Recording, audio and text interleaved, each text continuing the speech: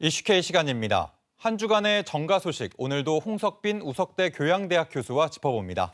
어서 오세요. 안녕하세요. 지난 한 주는 이재명 대통령의 대전 충남 통합 발언의 후속 논의로 뜨거웠습니다. 전북뿐 아니라 전국적으로 행정 통합 논의가 급물살을 타고 있는데 초광역 통합 또 어느 지역에서 움직임이 있습니까? 예, 두 가지 측면이 있을 것 같습니다. 이번에 이재명 대통령의 대전 충남 통합 논의 촉발에 따라 가지고 내년도 지방선거에서 굉장히 큰 변수가 될 것으로 보이고요. 네. 두 번째는 아시다시피 이재명 대통령이 국토균형 발전, 지방 발전에 대해서 굉장히 강조를 하고 있지 않습니까? 그래서 지금 국민주권 정부의 지방 정책이 소위 5극 3특 체제인데요.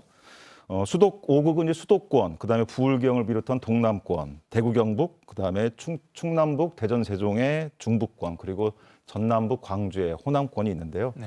이 우리 전북은 이제 5극에 포함되어 있지 않고 소위 3특, 강원, 전북, 제주 이렇게 있습니다. 그러다 보니까 이번에 이 대전 충남, 그다음에 호남, 그다음에 중부, 그다음에 대구 경북까지 소위 수도권을 제외한 4극 모두가 지금 통합 논의에 본격적인 박차를 가하고 있습니다. 예. 이제 대통령이 이 문제를 촉발시킴에 따라서 이제 소위 정책의 창, 기회의 창이 열린 것이죠. 따라서 정치 일정이 이 기회로 열렸을 때 이 광역화되려는 각 지방자치단체의 움직임들이 굉장히 분주해질 것으로 보고요. 이런 가운데 이제 우리 전북은 큰 숙제가 하나 던져졌다고 보겠습니다. 네, 사실 이런 통합 논의 얘기가 갑작스럽게 나온 게 아닌데 지금 속도를 높이는 배경은 뭐라고 분석하십니까? 아무래도 지금 광역화에 대한 논쟁에 있어서 가장 중요한 것은 결국 현 정부가 수도권 일원화되고 집중화된 것들을 가지고는 대한민국 성장과 발전에 미래가 없다라고 판단을 했고 네. 그에 따라 가지고 국토균형 발전 차원에서 광역화에 대한 논의가 지금 본격화되고 있는 것으로 보입니다. 다만 이 초광역화 논의는 그 17개 광역지자체 중심으로 돌아가는 부분이라서 우리 전북에는 지금 이제 광역자치단체로는 전북자치도 하나밖에 없지 않습니까? 네. 따라서 이 광역자치단체들 같은 경우에는 내년부터 시행되는 그 광역자치단체에 대한 추가 정부 재정 지원이 있습니다. 약 10조 원 정도 규모가 되는데요. 지금 현 상태로 가게 되면은 이제 광역화가 어려운 이 전북자치도 같은 경우에는 이런 10조 원 정도 되는 재정 지원을 받기도 지금 어려운 상황이어서 이런 부분들 내년에 이 지방선거에서 당선되고자 하는 이 정치인들이 특히나 내년에 당선된 이후에 이 정부의 이 광역화 또 초메가시티화에 대한 근본적인 전략과 로드맵 실행 계획이 반드시 속히 마련되어서 뒤따라야 될 것으로 생각을 합니다. 네, 사실 전북의 경우 단일 광역권 안에서 기초자치단체 간 통합 논의조차 지금 지지부진한 상황입니다. 이번 사안에서조차 전북 소외 또 전북 패싱이 반복되는 거 아니냐 이런 우려도 나오는데 어떻게 보세요? 그렇습니다. 다른 지자체들 같은 경우는 지금 이제 광역화 논쟁에 한 발 먼저 치고 나가 있는 상황인데 우리 전북은 아시다시피 이제 전주 완주 통합도 터덕이면서 여러 가지 지자체 간의 이제 내부 분란과 경쟁 또 갈등이 지금 심화되어 있는 상황입니다. 네. 이렇게 되면은 결국 외부에서 큰 변화가 있을 때 내부에서 싸우고 갈등하느라고 그 변화에 조응하지 못하고 적응하지 못하면 결국 그 피해는 우리 전북 전체에 미치게 되고 우리 도민들의 삶에도 부정적인 영향을 미칠 수밖에 없겠죠. 실제적으로 이 전북 패싱 논란이 사실상 가시화되는 것이 아니냐라는 우려가 굉장히 큽니다. 무엇보다도 광역화가 되어야 여러 가지 이점이 생기는데요. 국가가 추진하는 다양한 사업들이 있죠. 국가 전략 사업을 유치하는 데서도 유리하고요.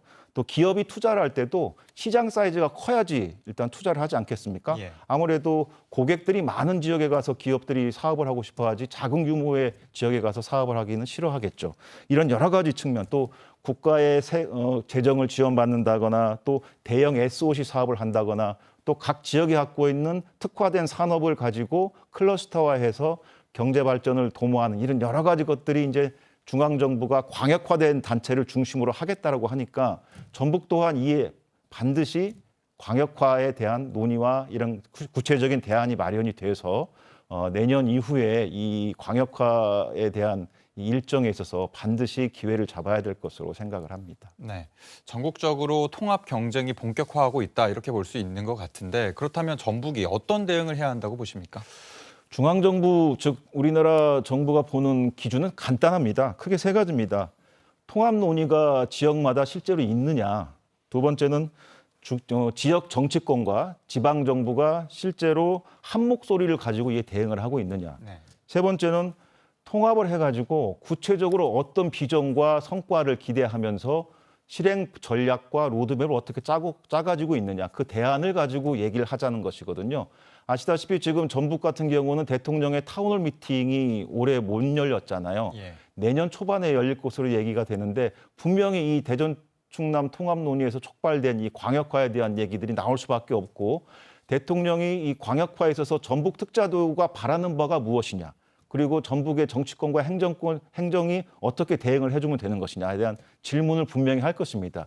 이에 대한 답을 구체적으로 갖고 있지 않으면 내년도 지방선거에서 출마하고자 하는 입지자들은 사실상 전북 발전에 부정적이고 그다음에 불투명한 미래를 던져줄 수밖에 없다고 생각하고요. 반드시 내년도 지방선거에서는 이 정치권이 이 문제를 어떻게 할지에 대한 구체적인 보강과 대안을 반드시 내야 될 것으로 생각합니다. 예. 오늘은 여기까지 듣겠습니다. 고맙습니다.